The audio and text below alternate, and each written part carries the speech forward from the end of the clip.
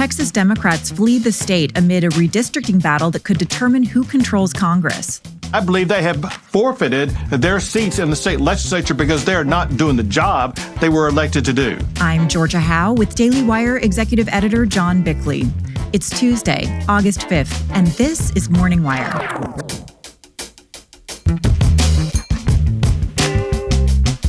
The Trump administration is on its way to a massive milestone, net negative migration for the first time in half a century.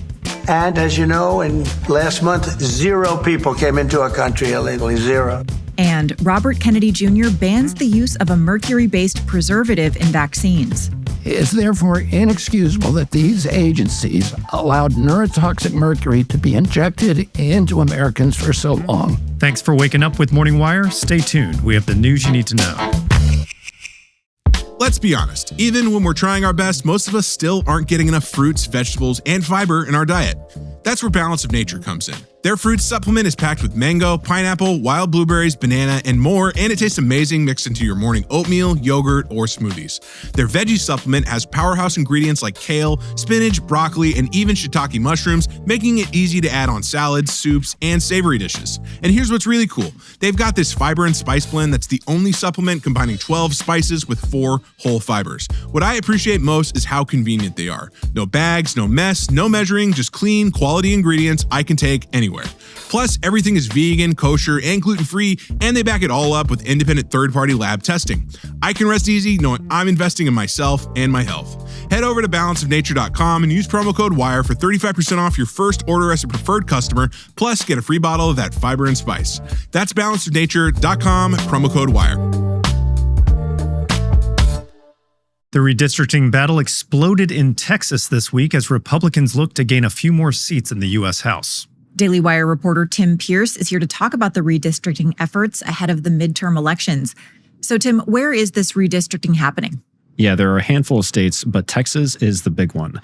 And this one has sparked a huge fight from Texas Democrats, dozens of whom fled the state over the weekend in a long-shot bid to kill or at least delay a new district map. They had to flee because otherwise Texas authorities could have rounded them up and forced them to the state capitol to vote on this. Governor Greg Abbott appeared on Fox News yesterday morning and threatened to have those Democrats charged with felonies. The reports are these legislators have been both, they sought money and they offered money to skip the vote, to leave the legislature, to take a legislative act. That would be bribery. Based upon comments made by legislators themselves, they face a possibility of facing bribery charges, which is a second-degree felony in the state of Texas. Abbott gave them until the start of the legislative session yesterday to come back, a deadline the rogue Democrats ignored. Republicans in the state house were ready. They immediately passed a motion directing law enforcement to bring the Democrats back, to arrest them even if necessary. Of course, that order can't be enforced out of state. Democratic State Congressman Gene Wu, who chairs the Democratic caucus in the Texas State House, gave a press conference from Illinois alongside Governor Pritzker. We're not here to play political games. We're here to demand an end to this corrupt process. They refuse because their loyalty and fealty to Donald Trump overrides all other interests. Abbott has also said that he thinks these Democrats not only could face felony bribery charges, but he thinks that they could lose their House seats as well. But expect all of this to be challenged in court if it makes it that far. Now, how are Democrats responding outside of Texas? Democratic governors have said that they will counter Texas's efforts by redrawing districts in their own states. But it's more difficult in Democratic states. That's because districts have already been gerrymandered to maximize Democrat seats. Take a look at Illinois' map, for example. It's full of strange S-curves, and the state's 13th district in particular is just a thin line that stretches across half the state. But they're not giving up. Here's New York Governor Kathy Hochul. If Republicans are willing to rewrite these rules to give themselves an advantage, then they're leaving us no choice.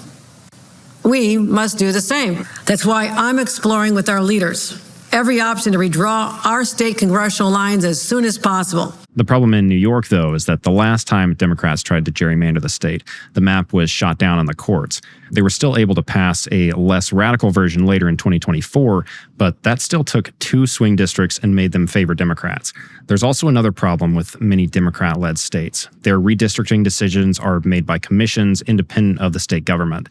That's a problem in California, and Governor Gavin Newsom and other state leaders are trying to figure out a way to work around the commission or get rid of it entirely. But even then, California's map heavily favors Democrats.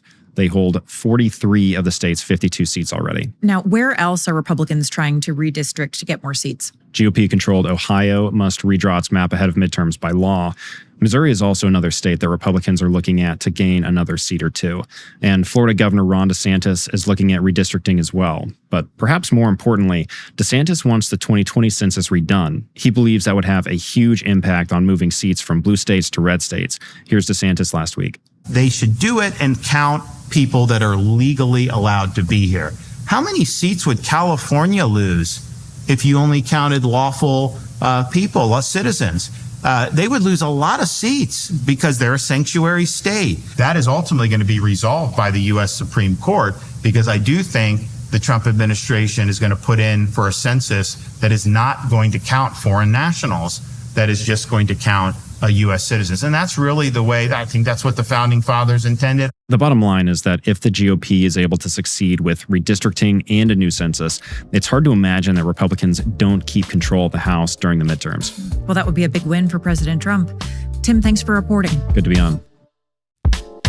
It's an interesting time for business, with tariff and trade policies shifting constantly, supply chains feeling the squeeze, and cash flows tighter than ever. If your business can't adapt in real time to these rapidly changing conditions, you're going to find yourself in a world of hurt. NetSuite by Oracle gives you the total visibility you need across everything from global shipments and tariff impacts to real-time cash flow through their AI-powered business management suite that's already trusted by over 41,000 businesses. As the #1 cloud ERP, NetSuite brings together accounting, financial management, inventory, and HR into one unified platform, creating a single source of truth that gives you the visibility and control you need to make quick decisions. NetSuite helps you instantly identify what's stuck in your operations, understanding exactly what is costing you, and figure out how to pivot fast when you need to make changes. Tame the chaos with NetSuite. If your revenues are at least in the 7 figures, download the free ebook Navigating Global Trade: 3 Insights for Leaders at netsuite.com/morningwire. That's netsuite.com/morningwire. Amid record deportations and a border crackdown, the U.S. is on pace to experience negative migration for the first time in half a century. Daily Wire senior editor Cabot Phillips is here to break it all down for us. Hey, Cabot. So walk us through these numbers and we'll talk about the significance of them afterwards. What are we looking at here? Yeah, just a stunning turnaround taking place here regarding immigration. It's no secret we saw a historic influx of immigration, both legal and especially illegal, under President Biden. We'll never know the true number, as an untold number of illegal immigrants came across the border undetected. But based on the rough estimates, anywhere from 16 to 25 million people came into the U.S. from 2020 to 24. That means at the very least, 1 in every 17 people living in America right now came here in the last 4 years. Could be closer to 1 in every 15, though. For context, last year, 84% of the U.S. population growth came from immigration as opposed to new births here in the country. President Trump campaigned on a promise to reverse that trend, and since taking office, he has done just that, making border security his top priority, and the numbers prove it. Yeah, right. Some really head-turning statistics. Now, what are we looking at? We're 6 months in. How does it look? So net migration, both legal and illegal, has fallen at a rapid, historic pace. Border crossings are down nearly 95% since Trump took office, and month after month, we've seen a record low for attempted border crossings. So that's playing a major factor here. Beyond that are the deportations. The DHS says they've removed more than 250,000 illegal immigrants in the last 6 months. That is well below their target goal of 1 million a year, but still a major increase compared to Biden. The Trump administration is also offering flight stipends and other incentives for those looking to self-deport. Again, it's unclear just how many people have taken those offers, but the estimates are anywhere from the tens of thousands to even the hundreds of thousands. And then there is legal migration, which is also on the decline as Trump has slashed work permits, visas, and other avenues of legal entry. Put all of that together, and the United States is set to see more people emigrate out of the country than into it. That would be the first year of negative net migration in at least 5 decades. could be the first year ever we don't have reliable records prior to the 60s. So what are the implications of this? What are the impacts this could have on the country? Well, really, it depends on who you ask. Pro-immigration advocates on the left say that negative migration is going to stoke inflation. It's going to drive decreased tax revenue and lead to labor shortages. Supporters of the crackdown, though, say the first step to fixing our immigration system is first cutting off the flow, dealing with those who are here illegally, and then deciding who we're going to allow in moving forward. They argue that less immigration will open up more jobs for Americans and force many employers to raise wages, given that they can no longer rely on off-the-books migrant labor. To that point, a White House spokesman noted that 1 in 10 young Americans are neither employed or in school, and that, quote, there is no shortage of American minds and hands to grow our labor force. And it's worth noting, since March, the foreign-born workforce has declined by more than 1 million people in the U.S., and as we've discussed, all net job growth under Trump has taken place among native-born Americans. Right. You mentioned that stat yesterday, a very significant development there. Now, shifting gears to the state level, there are some state-level immigration actions that are taking place. What's happening there? Yeah, under pressure from the Trump administration, Republicans in a number of states are working to roll back education benefits for illegal immigrant students. At the moment, 24 states offer in-state tuition rates for illegal immigrants. But now there's a GOP-led push to make them pay out-of-state or even international rates instead. That would double the cost. In June, for example, with the help of the DOJ, Texas removed their so-called DREAM Act, which for 24 years had given illegal students in-state benefits. Similar efforts are now underway in Kentucky and Minnesota. The Trump DOJ says in-state tuition is meant to benefit American citizens, not those living here illegally. Oh, so Texas coming up once again today. Gavin, thanks so much for reporting. Absolutely.